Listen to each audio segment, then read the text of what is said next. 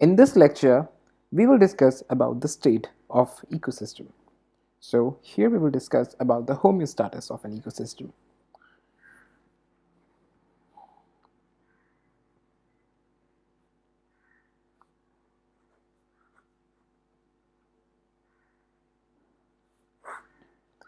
This is a basic concept.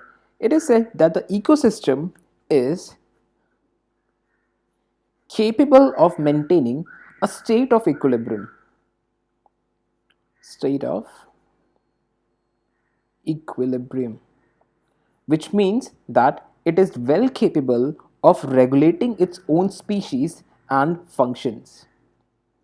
It's regulating species and functions, and this whole procedure is what we call as homeostasis.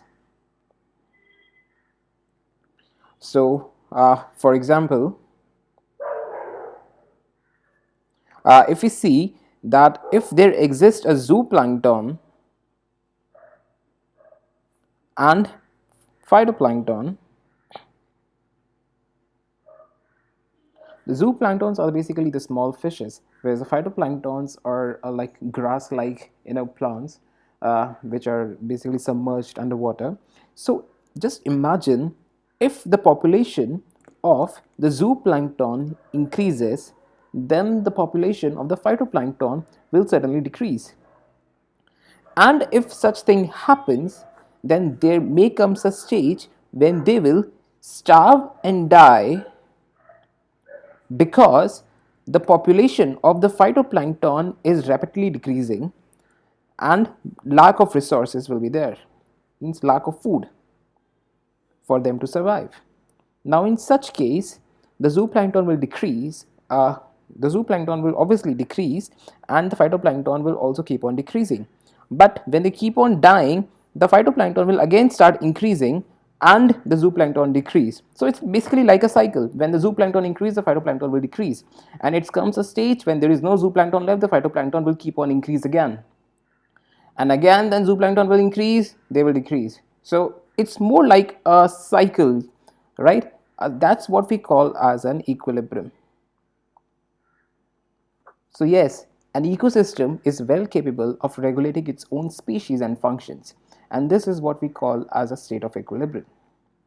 Similar to this concept, there is one more concept which is basically called the limiting factor.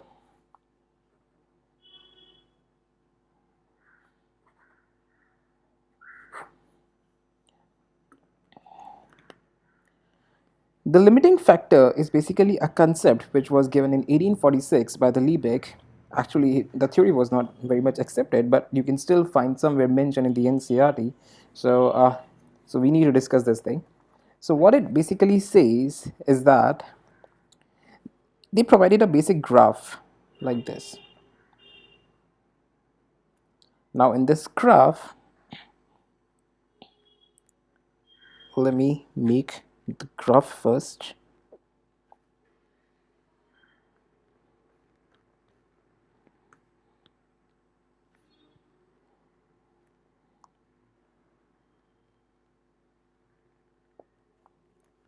Now here, this zone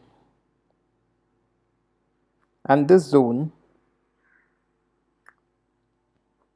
is called the zone of intolerance, means no species can thrive here.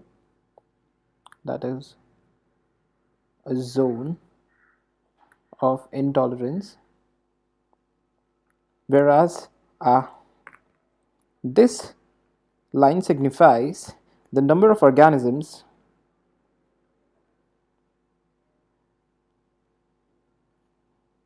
and this is a peak,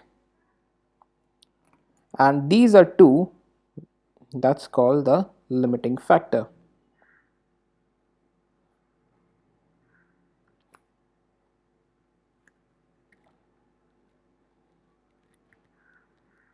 Okay, and this area is called zone of tolerance. Now the limiting factor is basically says that there is a time when there won't be any species. But when the species was created and the number of organisms increases, so they reach a particular peak. They cannot go beyond this peak because there is a number of scarcity of resources take place, the food scarcities, the same like the previous one. And because of that, they keep on declining and they reach a particular stage where they all end up.